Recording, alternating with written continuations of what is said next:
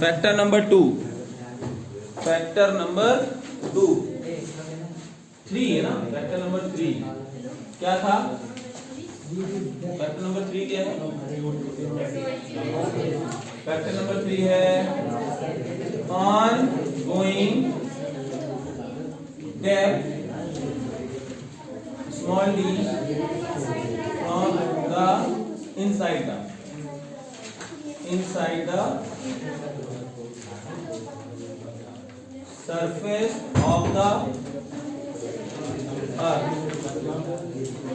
ठीक है, ये है कि सरफेस के अंदर अगर आप आते हैं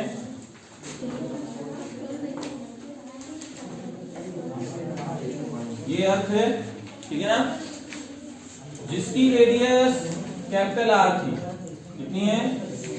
कैपिटल आर। आप क्या करेंगे, कुछ इतना नीचे आ गए। कितना नीचे आए? पहले यहां पे थे, आप d डिस्टेंस नीचे आ गए तो पार्टिकल यहां पे हो गया।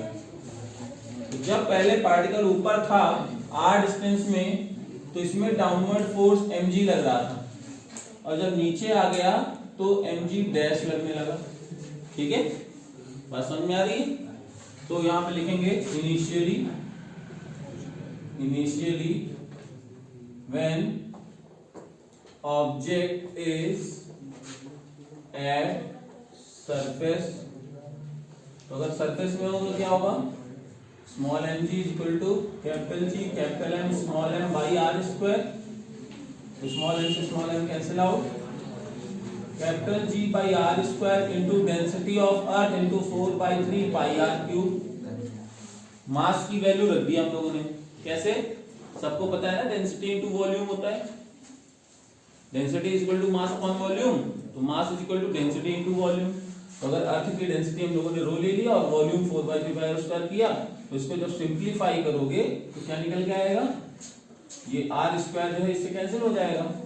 तो जी रो 4/3 पाई आर, ये इक्वेशन फर्स्ट आ गई। कोई doubt? Okay, now when object move distance d inside of the earth, then mg dash is equal to capital G m dash small m upon r minus d का whole square. ये क्यों किया? क्योंकि sir अब जो मास है जो उसको अट्रैक्ट कर रहा है, वो तो ये अंदर वाला मास होगा ना जो उसको अट्रैक्ट कर रहा है, बाहर वाला थोड़ी ना। पूरे स्क्वायर का मास था कैपिटल M, तो यहां अंदर वाले कितना हो गया? m डैश हो गया।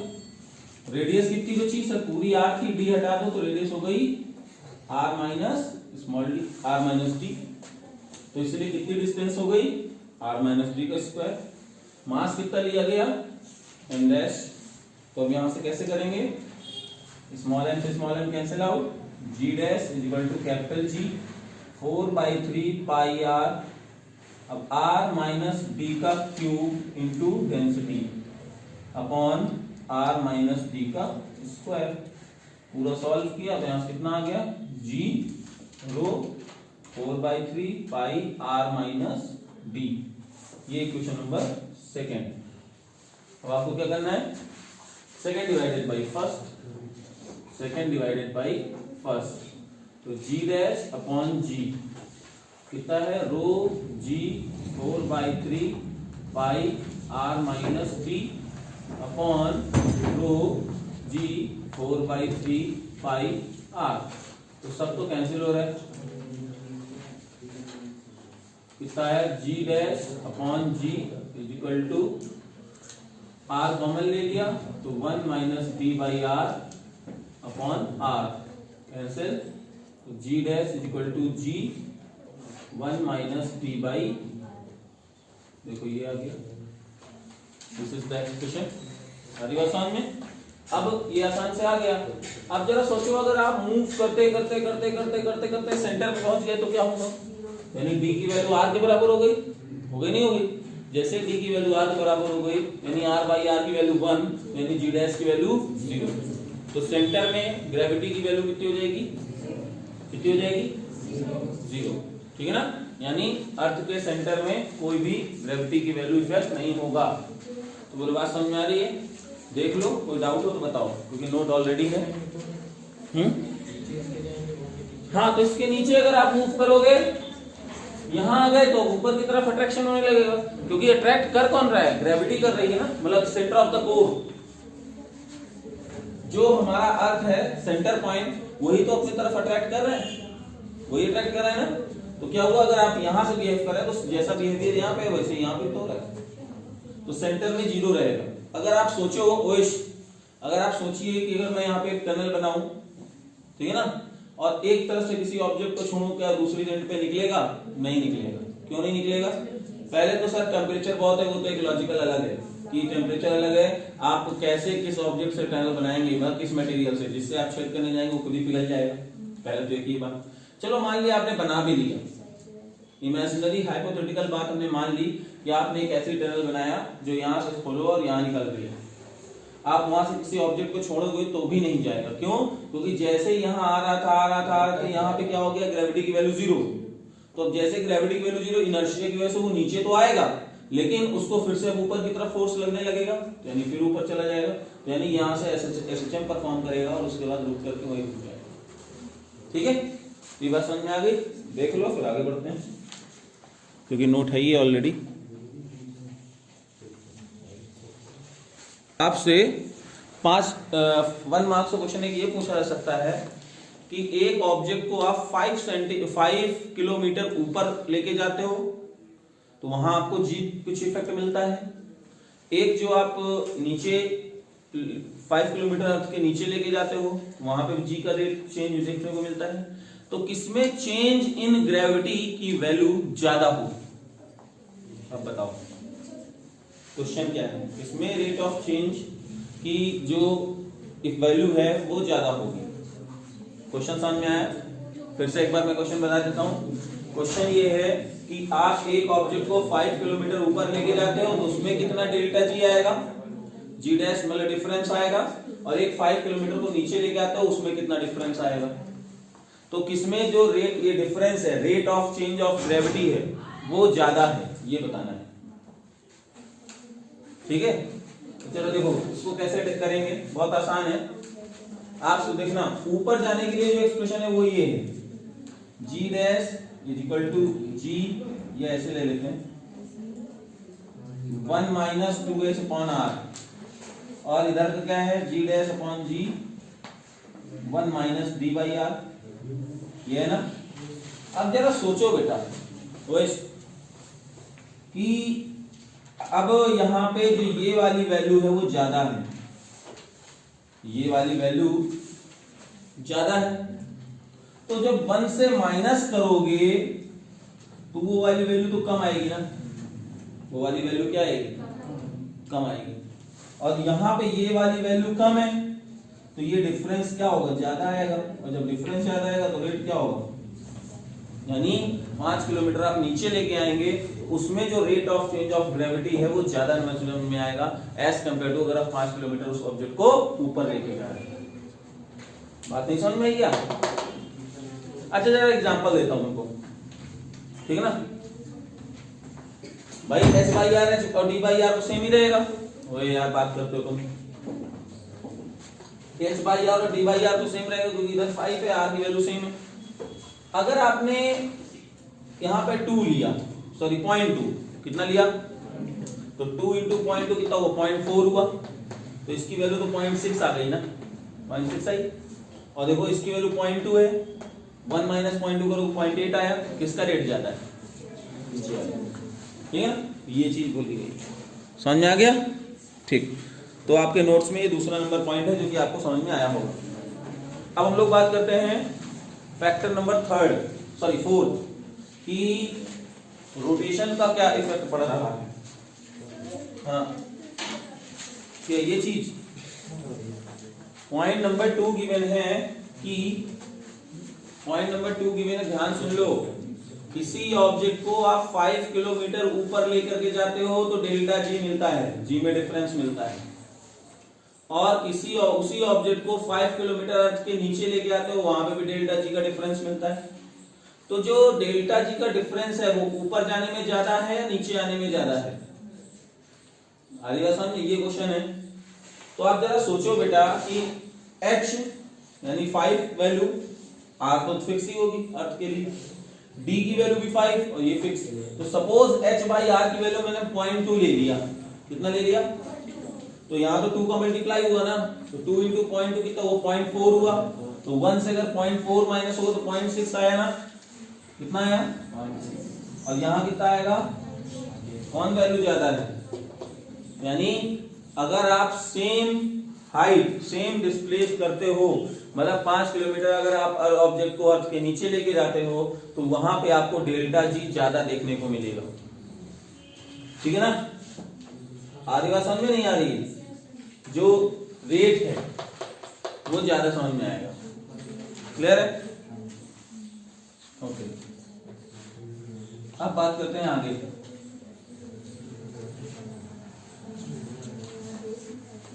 तो हम लोग बात करते हैं हाँ due to rotation of earth, due to rotation of earth.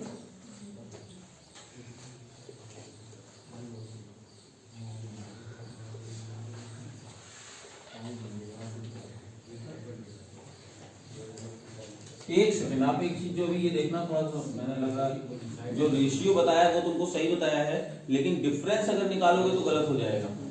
Difference क्या हुआ? जी डैश की वैल्यू यहाँ पे 0.6 जी आएगा और यहाँ पे जी डबल डैश की वैल्यू 0.8 जी आएगा। तो जो डिफरेंस होगा, यहाँ का डिफरेंस कितना हुआ? जी माइनस जी डैश, तो यानी 0.4 जी, और यहाँ का डिफरेंस जी माइनस जी डबल डैश यानी, तो अगर डिफरेंस की बात करोगे बेटा तो डिफरेंस ऊपर वाले में ज्यादा होगा। हाँ, अगर आप डिफरेंस की बात करोगे तो डिफरेंस इसमें ज्यादा होगा, लेकिन अगर रेशियो की बात करोगे तो रेशियो फिर इसमें ज्यादा होगा। ध्यान देना, क्योंकि ये बारीकी से क्वेश्चन पूछ सकते हैं तुमसे। अगर डिफरेंस पूछा है तो हाइट वाला वैल्यू ज्यादा होगा, और अगर रेशियो पूछा है तो डेप्थ वाला ज्यादा होगा। क्लियर है ना? बात समझ में आ गई? कंफ्यूज मत होना, ठीक है?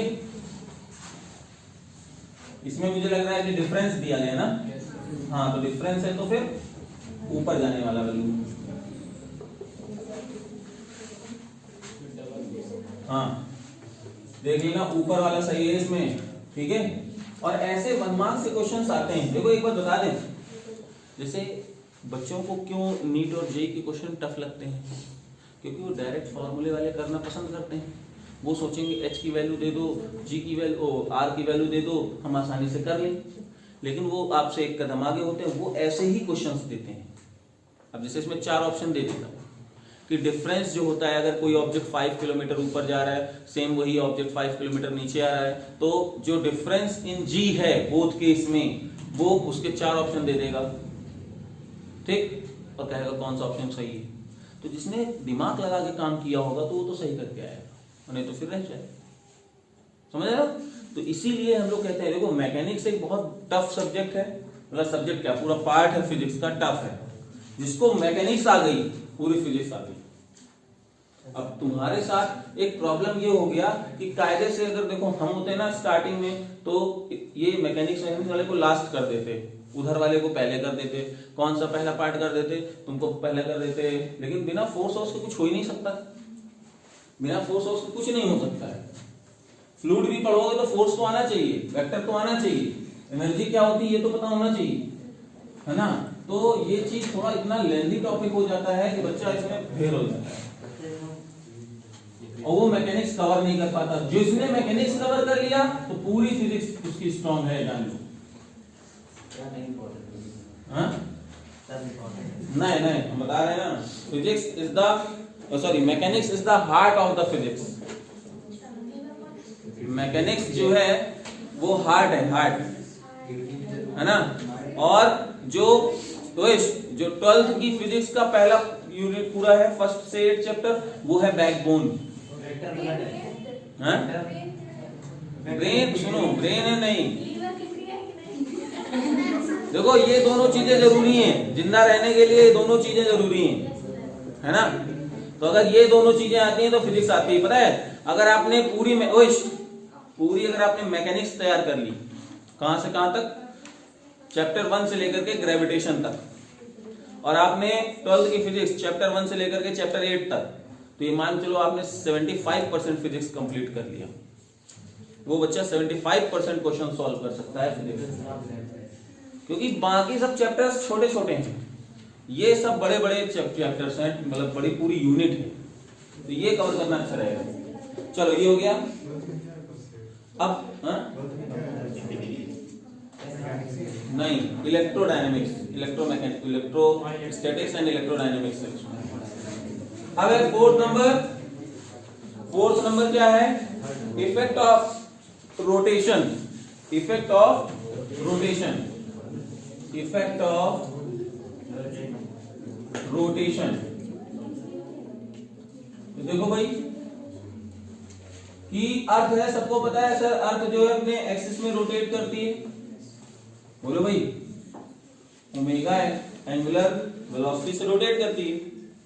तो अगर मैं यहां पे कोई पार्टिकल एज्यूम कर लूं, बेटा वो यार बात नहीं, अगर मैं यहां पार्टिकल एज्यूम कर लूं तो पार्टिकल तो यहां पे सर्कुलर मोशन परफॉर्म करेगा कि नहीं करेगा?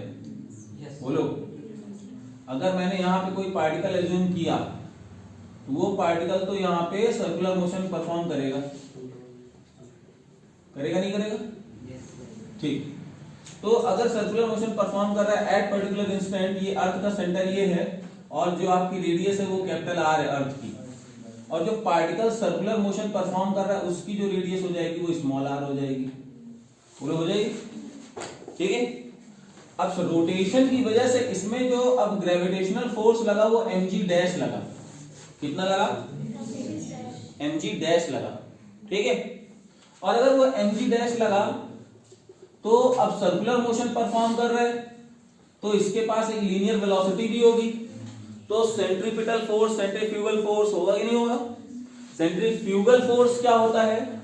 सेंट्रीफ्यूगल फोर्स वो फोर्स जो उस ऑब्जेक्ट को आउटवर्ड साइड में लगता है, और सबको पता है इसकी वैल्यू क्या होगी, m ओमेगा स्क्वायर r, या ये नहीं लगा आपको? लगता है ना सेंट्रीपिटल फोर्स क्या होता है, mv स्क्वायर अपॉन r होता है, बोलो भाई, mv स्क्वायर अपॉन r होता है ना, v equal to r omega हुआ, v इक्वल टू, तो जैसे ही v की जगह रखोगे mr ओमेगा स्क्वायर होगा कि नहीं होगा?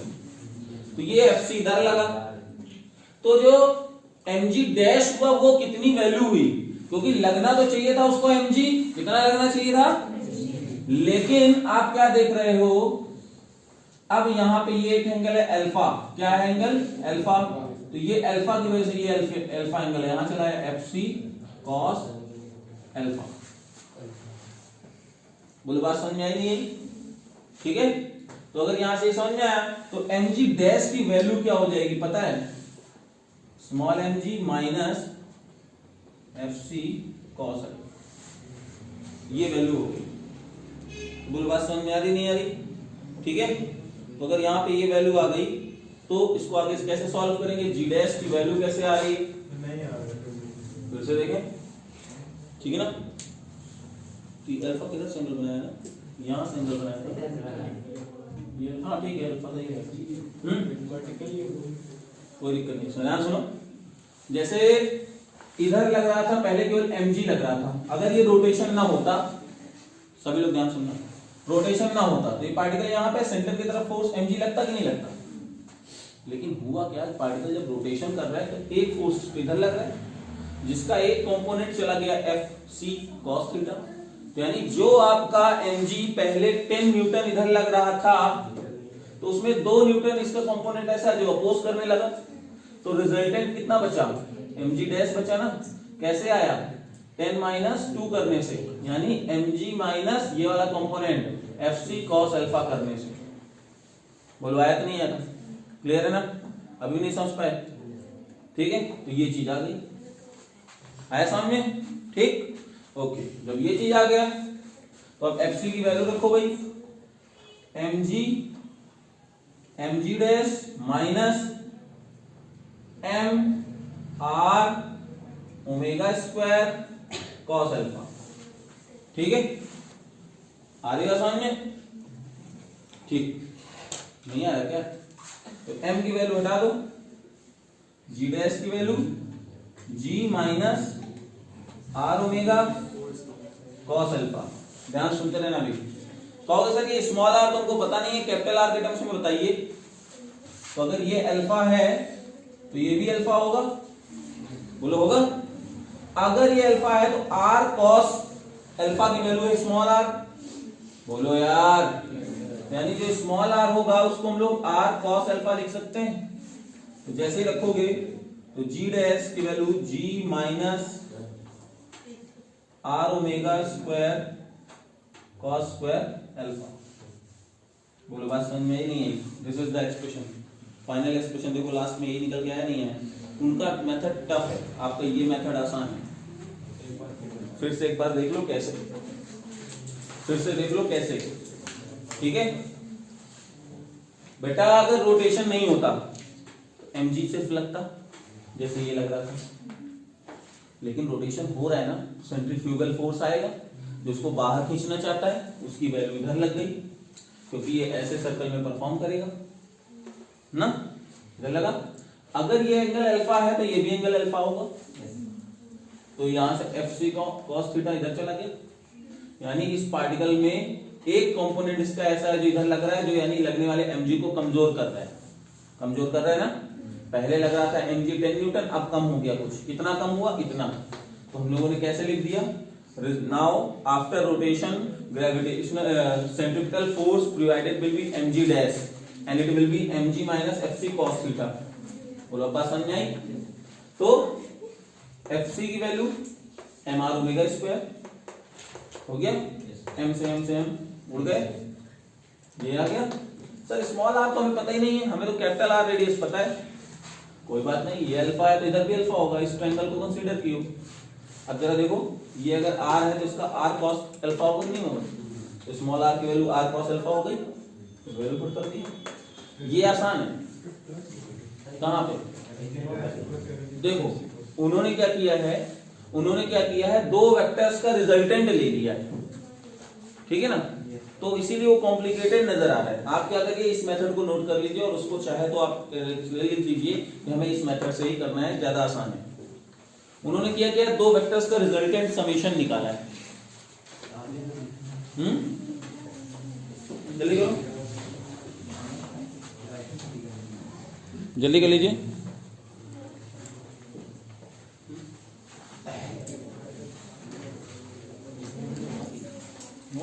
आज संडे है ना, तो आज वो फोटोकॉपी दुकान बंद होती है। नहीं, मैंने फोन किया था, मुझे याद था। हाँ?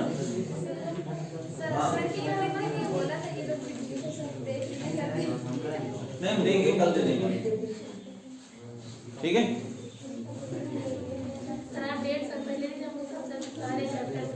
200 लगेंगे। नहीं 150 इसलिए नहीं 200 लगेंगे, ज्यादा पड़ रहा है।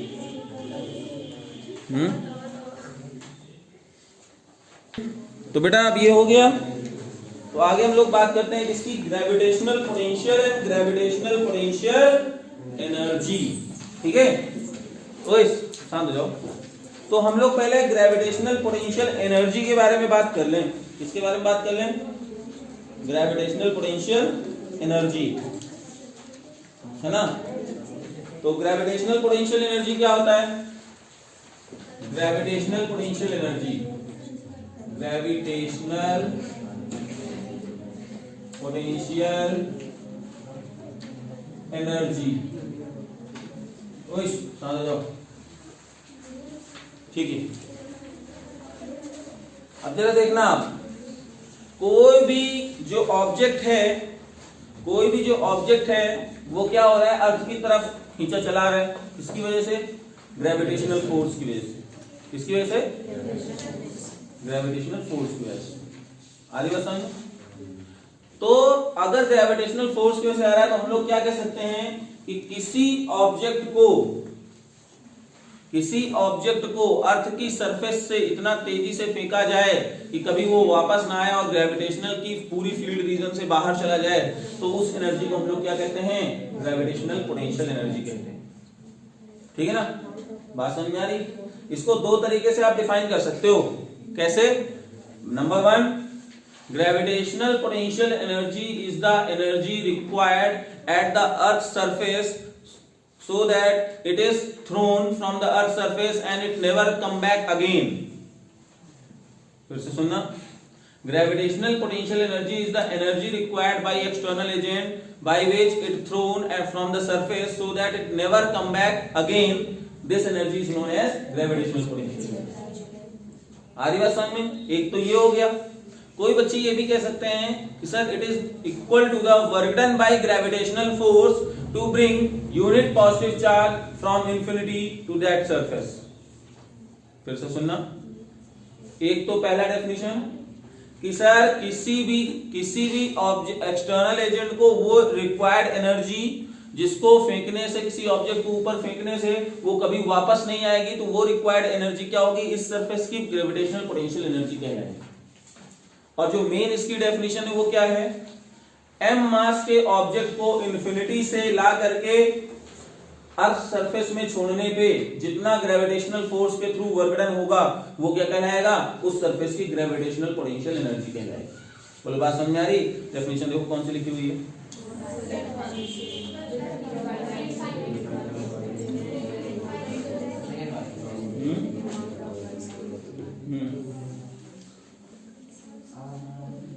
Bringing the body from infinity to that point against the gravitational force.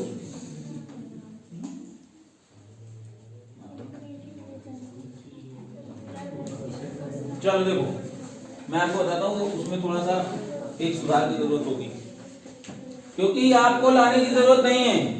जब ऑब्जेक्ट इंफिनिटी से अर्थ सरफेस में आएगा तो आपको कुछ करने की जरूरत नहीं। जैसे ये अर्थ है, ये क्या है? रेडियस इसके आर, मास है m, ठीक है। और एक ऑब्जेक्ट आपने कंसीडर किया जो कि कहां पे है? जो कि है small m at the distance x। कितनी दूरी पे है? x दूरी पे है, ठीक है। इस पे लगने वाला ग्रेविटेशनल फोर्स नीचे होगा और सपोज उसने कितना डिस्प्लेस किया? dx। कितना डिस्प्लेस किया? तो हम लोग क्या लिखेंगे? वर्क डन बाय ग्रेविटेशनल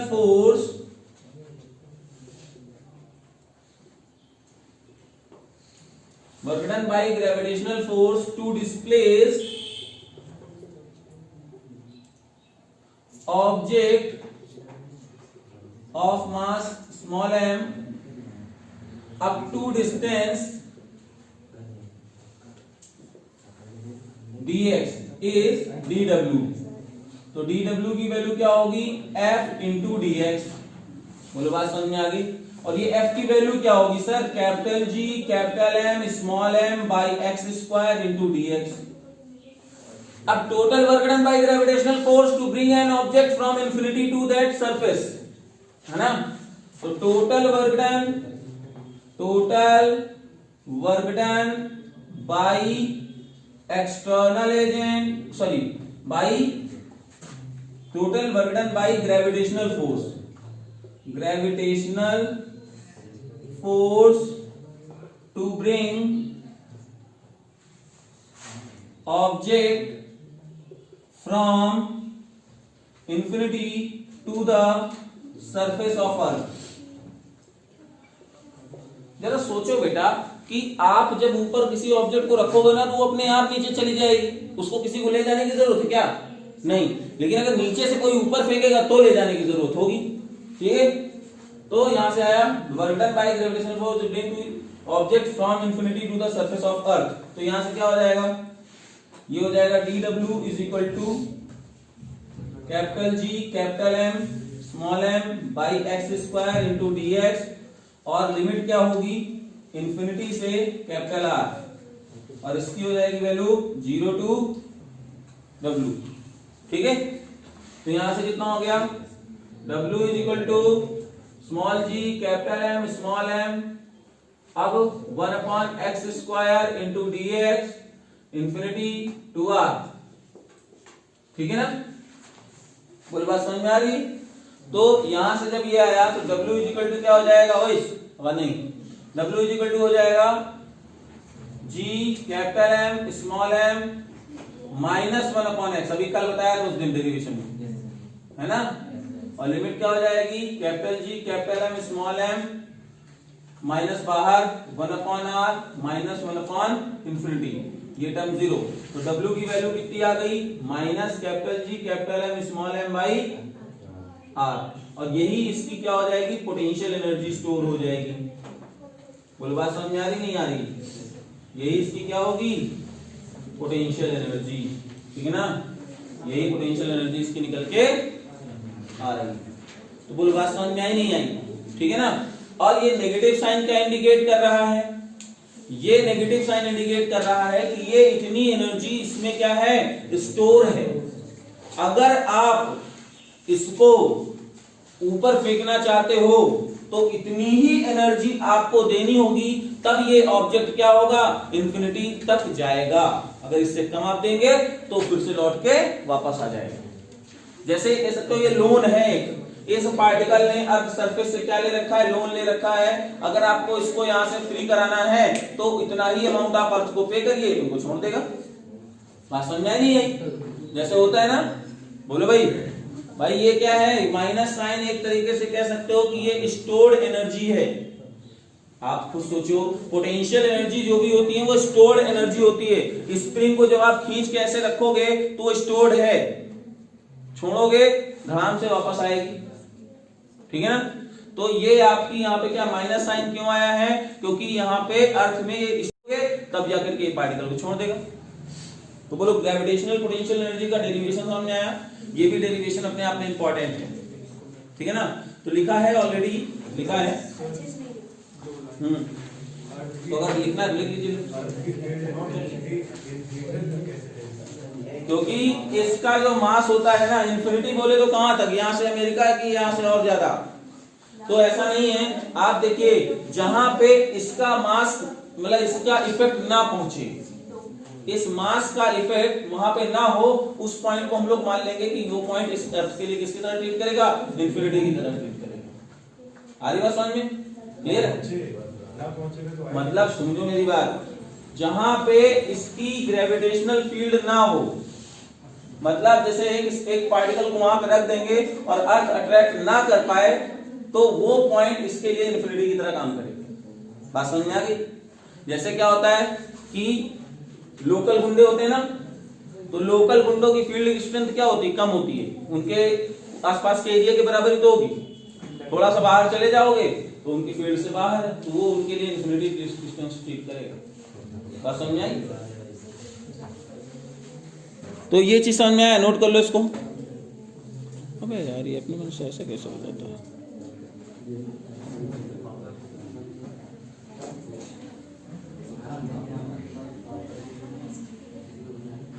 अब आपको एक आसानी से बताया जा सकता है कि अगर दो ऑब्जेक्ट हैं, ये है स्मॉल m1, ये r1 डिस्टेंस, r डिस्टेंस में कोई ब्लॉक m2 रखा है, तो इसकी पोटेंशियल एनर्जी कितनी होगी, तो बस u की वैल्यू हो जाएगी minus G m1 m2 by r। बोलो बात समझ में आ रही कि नहीं आ रही। ये पोटेंशियल एनर्जी हो जाएगी नहीं हो जाएगी, कोई डाउट है किसी को, नहीं। अगर इसी जगह पे 3 पार्टिकल का सिस्टम दे देता मैं आपको, इसी तरह से 3 पार्टिकल का सिस्टम दे देता, एक ये है, एक ये है, एक ये है और एक ये है। इसकी डिस्टेंस r1, इसकी डिस्टेंस r2 और इसकी डिस्टेंस, और ये है मास m1, m2 और m3। तो कैसे करेंगे, तो जरा ध्यान से सुनना बेटा। पहले पार्टिकल को लाने में तो कोई वर्क डन होगा नहीं, पहले पार्टिकल को अगर अकेले लेकर के आए तो कोई वर्क डन नहीं, क्योंकि कोई ना अपोजिंग फोर्स ना कोई सपोर्टिंग फोर्स, आप ला के रख दिए, ना ही किसी ने आपको अपोज किया और ना ही सपोर्ट किया, तो पहले पार्टिकल को लाने में वर्क डन 0। अब जब दूसरे को लेकर के आए तो उन्होंने अपना सिस्टम बना लिया, minus G m1 m2 by r1, ठीक है। और जब ये तीसरा लेकर के आए तो इन्होंने भी अपना कॉम्बिनेशन बनाया और इन्होंने भी अपना कॉम्बिनेशन बनाया, तो ये कितना हो गया minus G m1 m2 upon, sorry ये 3 है ना, 3 अपॉन r2 माइनस जी m3 m2 अपॉन r3। तो टोटल सम कर दो कितना आया, टोटल सम कर दोगे तो U टोटल पोटेंशियल एनर्जी आ गई minus common G common m1 m2 by r1 m1 m3 by r2 m2 m3 by r3। This is the expression. Question है ये क्वेश्चंस हैं कि आपसे कोई बोल दिया जाएगा कि 3 पार्टिकल को आकर के इक्विलेटरल ट्रायंगल में मैंने रख दिया तो इसकी पोटेंशियल एनर्जी कितनी हो गई, तो हर एक पॉइंट को अलग अलग कंसीडर करना है। जैसे जरा सोचो बेटा, यहाँ पे पहला मास था, इसको जब अकेले लाए थे तो लाने में कोई वर्कडन नहीं, ना कोई अपोज कर रहा है ना कोई सपोर्ट कर रहा है ना भाई। जब आप m1 को यहां से लाके रख दिए तो m1 को किसने अपनी तरफ खींचा, किसी ने खींचा नहीं खींचा, तो कोई अपोजिशन फोर्स नहीं, कोई सपोर्टिंग फोर्स नहीं, तो m1 को लाने में कोई वर्कडन नहीं हो। जब m2 को लाकर के इसके पास रख दिए तो कितना वर्क हुआ, कितना वर्क हो गया। सिमिलरली यहाँ पे 3 अगर सिस्टम रख दिए और आपसे पूछा कि यहाँ पे निकालना है, पहले पार्टिकल को लेकर के आए कोई वर्क डन नहीं, क्योंकि पोटेंशियल एनर्जी क्या होती है, चेंज इन वर्क डन, मतलब टोटल डूइंग वर्क। अच्छा चलो सोचो, मैं जितना वर्क करूंगा मेरी एनर्जी उतनी ही तो लॉस होगी, बोलो, और वो एनर्जी कहाँ स्टोर होगी, इसकी पोटेंशियल एनर्जी में स्टोर होगी। बात समझ आई नहीं आई, बोलो बेटा, क्लियर है ना। तो जैसे m1 को लाया तो 0, जब m2 को लेकर के आए तो इन्होंने अपना सिस्टम बनाया, देखो पोटेंशियल एनर्जी इतनी स्टोर हो गई, क्योंकि दूसरे को लाने में वर्क ग्रेविटेशनल फोर्स ने खुद किया कि नहीं किया। जैसे यहाँ पे हम लोगों ने रखा था m2 को, m2 खींच के यहाँ से यहाँ चला गया, तो ग्रेविटेशनल फोर्स इस पे लगा कि नहीं लगा, और कितना लगा, वही वाला जो अपना डेरिवेशन किए यहाँ देखो यहाँ तक निकल के आ गया, तो दोनों का मास उनके बीच की डिस्टेंस। अब जब तीसरे पार्टिकल को लाके रखे, तो जब तीसरे पार्टिकल को रखोगे तो ये भी देखो अपना इफेक्ट दे रहा है और ये भी अपना इफेक्ट दे रहा है, तो जब ये भी देगा तो ये देखो, और ये दे रहा है तो इसके लिए ये देखो, तीनों का सम हो गया। जब m1 m2 थे ही नहीं पहले, आप किसी प्लेस में जब ला रहे हो तो m1 को पहले लेकर गए, m1 को कोई खींच रहा था अपनी तरफ नहीं, तो कोई वर्कडन नहीं, तो m1 को लाने में नो वर्कडन। लेकिन जब m2 लेकर गया तो इसने अपने मन से खींच लिया, तो ये देखो आ गया। आ रही बात समझ में, कोई डाउट नहीं। तो ये दोनों क्वेश्चंस हैं, इनको नोट कर लो।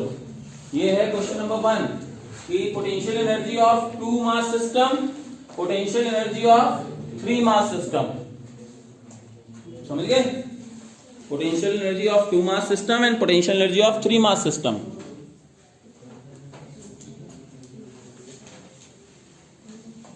ग्रेविटेशनल पोटेंशियल देखते हैं जल्दी से हम लोग।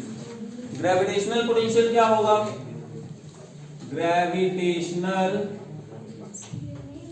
पोटेंशियल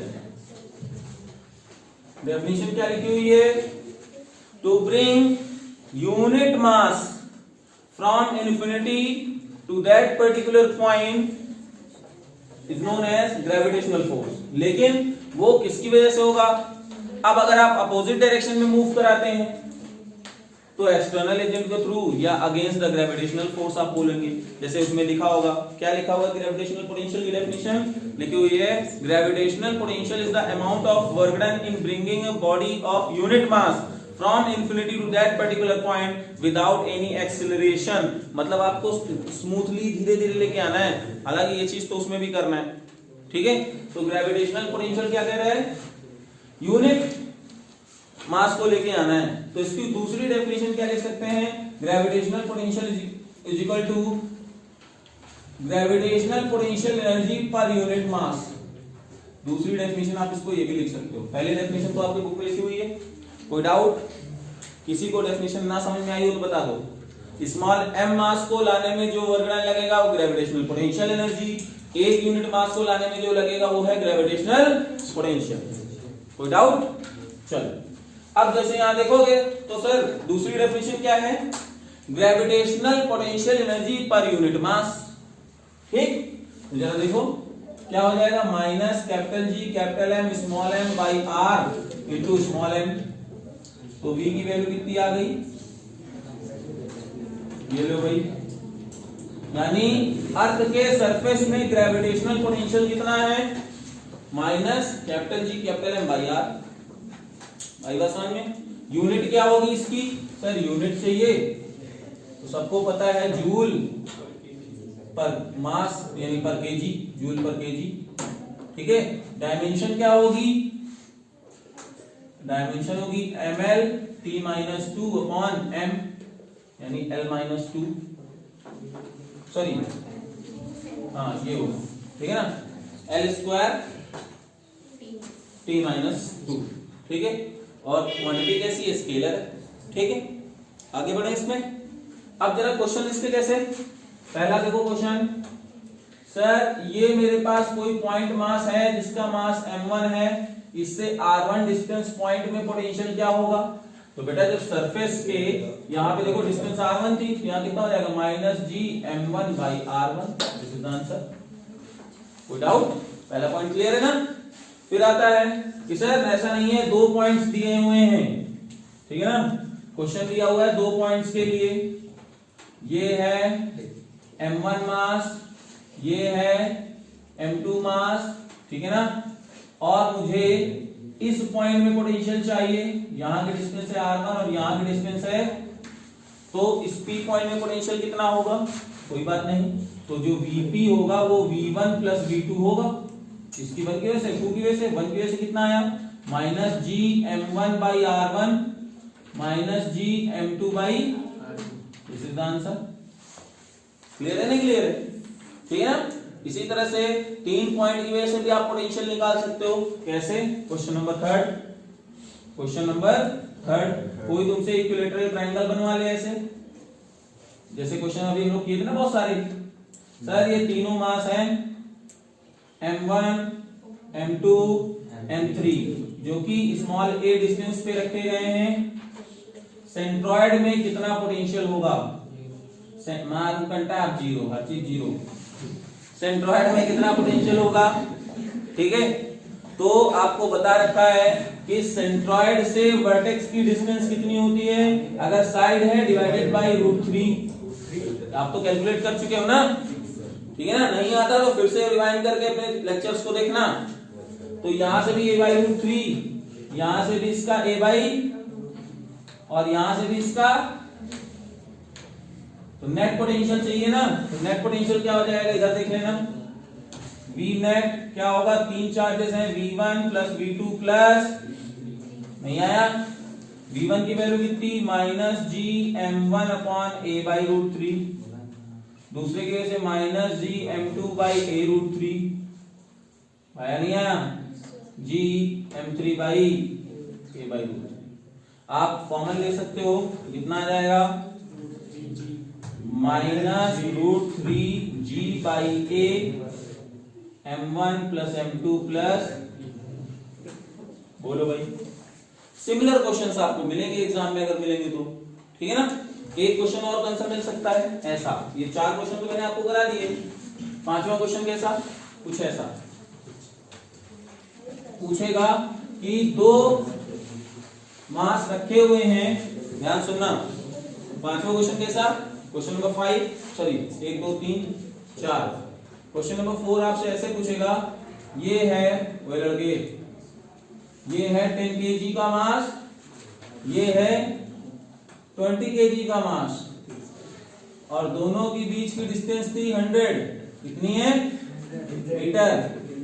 आपसे पूछा गया किस पॉइंट में पोटेंशियल जीरो होगा, क्वेश्चन पूछा गया eight which point potential will be zero, ठीक है ना, eight which point potential will be zero, इसको 10 मीटर करते हैं, बहुत ज्यादा 100, तो हम मान लेते हैं सर यहाँ P पॉइंट में पोटेंशियल जीरो हो जाएगा, मानने में क्या जा रहा है, तो ये डिस्टेंस अगर यहाँ से x है तो यहां से ये कितनी हो जाएगी, कोई डाउट, तो बस Vp निकालो पहले, हम लोग तो सर v1 प्लस v2 लिखेंगे, v1 की वैल्यू कितनी हो जाएगी कैपिटल G 10 अपॉन x, और माइनस साइन के साथ होगा, minus capital G 20 upon 10 minus x, लिख दिया, और इसको किसके बराबर करना है हमको, तो ये उधर भी चला गया, ठीक है ना।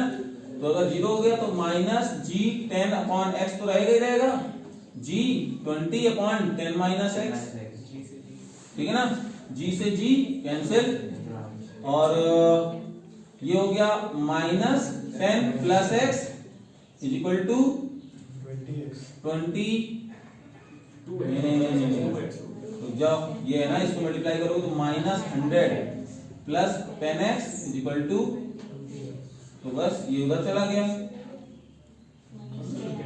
हाँ, minus 100 is equal two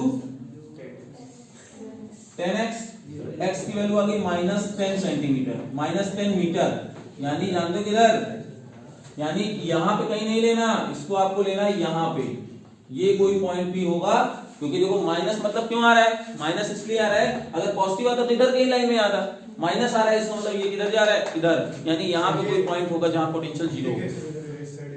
plus बता रहा हूं, अगर माइनस है तो उधर साइड, प्लस है तो इधर साइड, और इधर पड़ेगा ना। अगर प्लस में 5 आ जाता तो मतलब बीच में कोई पॉइंट हो सकता है, प्लस में 20 आ जाता तो मतलब इधर पॉइंट हो जाता, और माइनस में आ रहा है इसका मतलब वो उधर चला गया।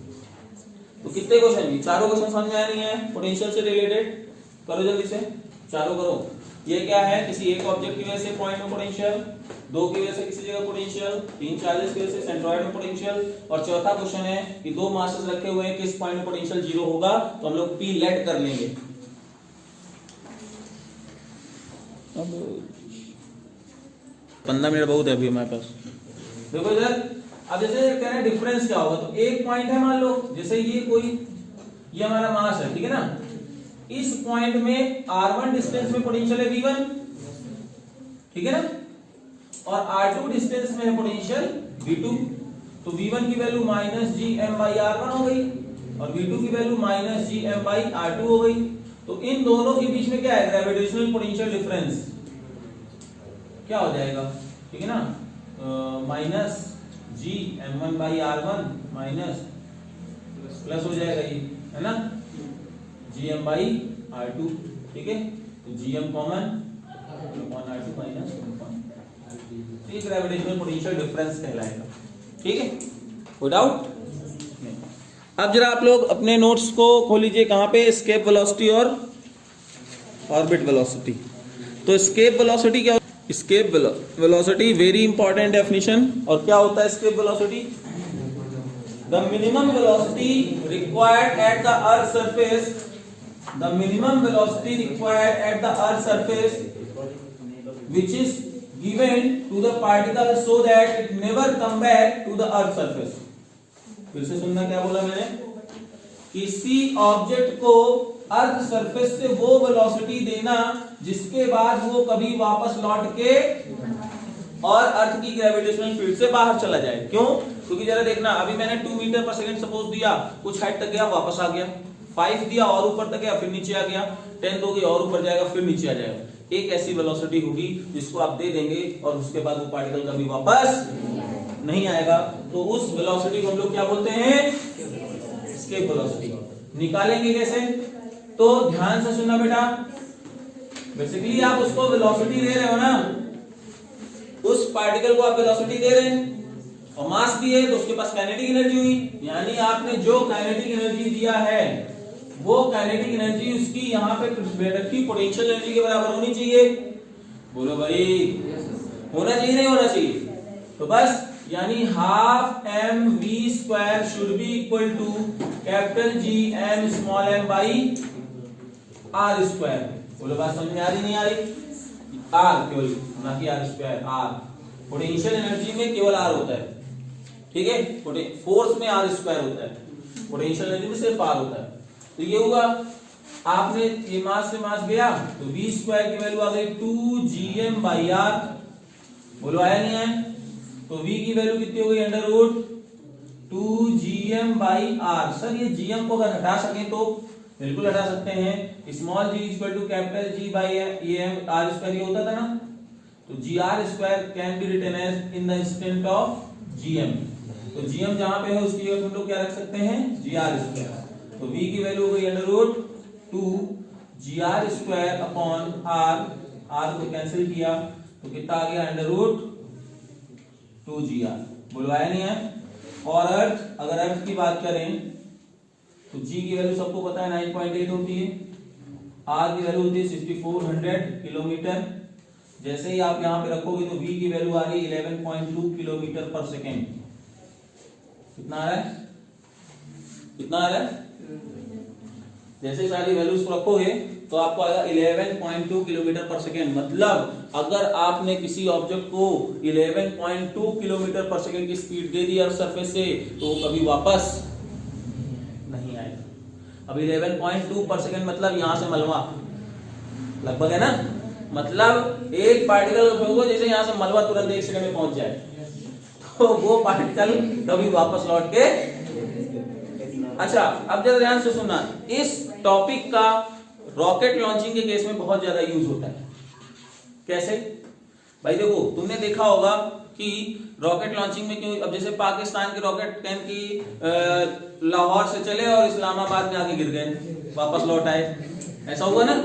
तो यहां पे ऐसा नहीं। क्यों? साइंटिस्ट को पता है कि इतनी स्पीड चाहिए अगर अर्थ के बाहर उसको भेजना है, तो क्या करते हैं, लॉन्च किया, वो नीचे अब थ्रस्ट आ रहा है, जैसे रॉकेट रिपल्शन आप लोग कह रहे थे नहीं पढ़ा है क्योंकि वो सिलेबस में नहीं था, तो उस रिपल्शन की वजह से कंजर्वेशन ऑफ मोमेंटम फॉलो कर रहा था।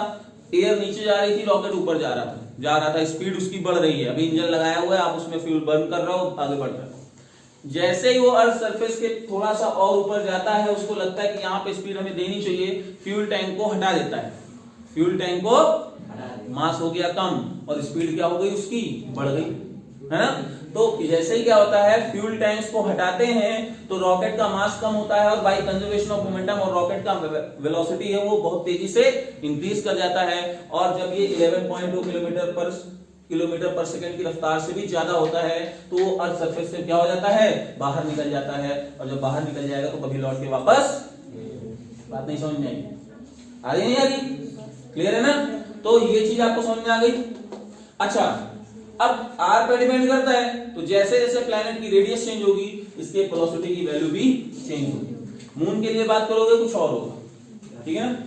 तो बोलो ये बात समझ में आई कि नहीं? दोनों पॉइंट पढ़ लीजिए, कोई चीज ना आया हो तो बताइए। वहां पूछते हैं कि मून में एटमॉस्फेयर क्यों नहीं होता? मून में एटमॉस्फेयर नहीं है ना, क्यों नहीं है? क्योंकि सर वहां के जो पार्टिकल्स है ना छोटे छोटे, तो जो उनकी रूट मीन स्क्वायर वेलोसिटी है वो वहां की एस्केप वेलोसिटी से भी ज्यादा है।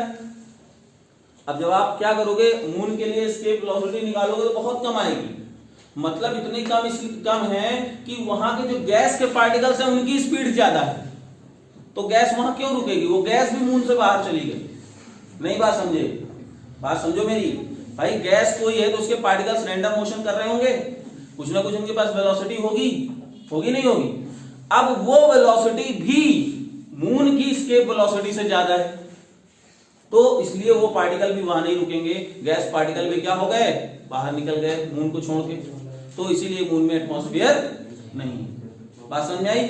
जैसे यहाँ पे क्या है, गैस को छोड़ो, बड़े बड़े ऑब्जेक्ट्स के पास उतनी वेलोसिटी नहीं है क्योंकि बहुत ज्यादा एस्केप वेलोसिटी है उनकी। मून की एस्केप वेलोसिटी जरा निकाल के देखना, वहां पे क्या करना, जी की वैल्यू रखना और आर की वैल्यू रखना, तो देखना कौन हो सकता है 10 पावर माइनस में आवे, 10 पावर माइनस मीटर पर सेकंड आएगी कौन, और वो क्या होगा, वो तुम्हारे लिए जो गैस की स्पीड होगी रूट मीन स्क्वायर वेलोसिटी उससे क्या है, कम होगी, तो गैस वहां पे टिकी नहीं, गैस बाहर हो गई। बात समझ में आई? ठीक है, तो इसलिए यहाँ पे ये क्वेश्चन दिया हुआ था। तो बोलो इतनी बात समझ में आई? 2.38 किलोमीटर पर सेकंड। हाँ, तो जो रूट मीन स्क्वायर वेलोसिटी होगी ना गैस की, एवरेज वेलोसिटी मत जाना, एवरेज तो तुम जीरो कर दोगे। एवरेज मतलब क्यों जीरो कर रहे हो, क्योंकि कुछ गैस पार्टिकल इधर कुछ गैस पार्टिकल इधर आ रहे हैं, तो तुमने सबको कैंसिल करके जीरो कर दिया। अगर आप रूट मीन स्क्वायर वेलोसिटी देखोगे तो 10 पावर 5 मीटर पर सेकंड के क्रॉस आएगा।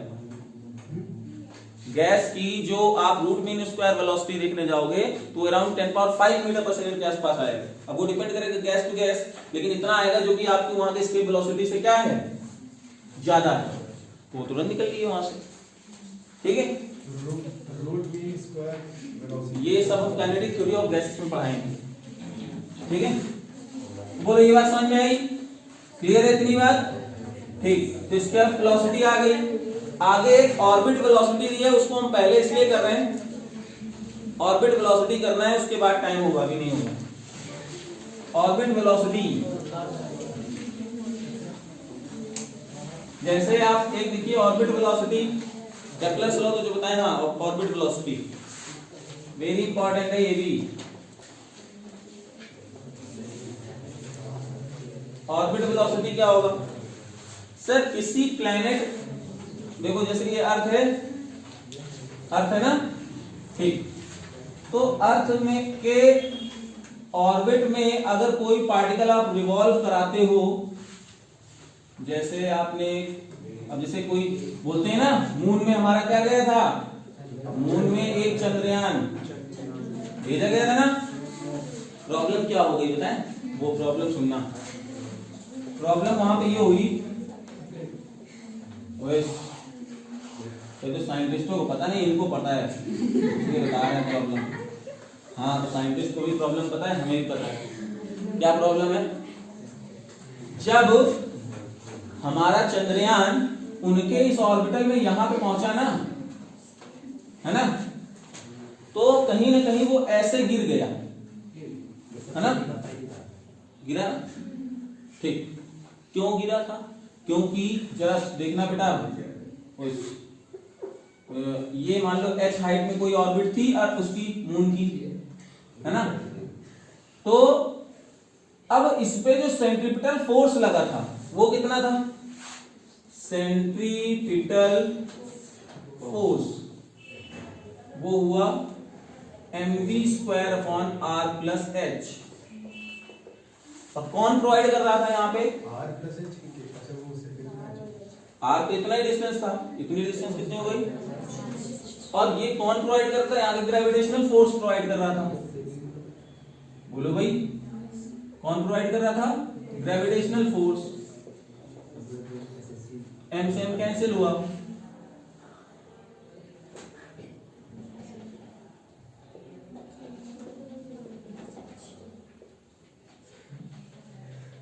बोलो ये आया, ये आया था कि नहीं आया,